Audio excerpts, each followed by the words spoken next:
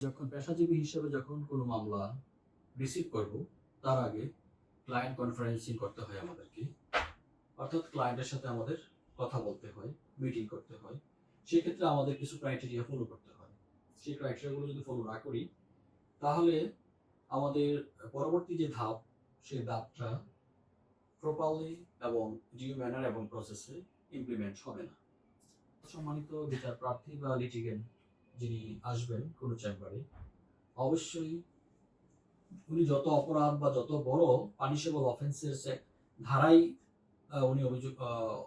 উনি অ্যাকিউজড হোক না কেন, যে মামলায় ওনাকে ইমপ্লিকেট করা হোক না কেন, তাকে আমরা আসার পরেই এইটা কখনো চিন্তা করব না যে উনি একজন অপরাধী বা উনি একজন হিনিয়াস ক্রাইম করে আসছে বা ওনার যাবজ্জীবন হবে, ফাঁসি হবে বা উনি দর্শক, এই ধরনের চিন্তা করা যাবে না।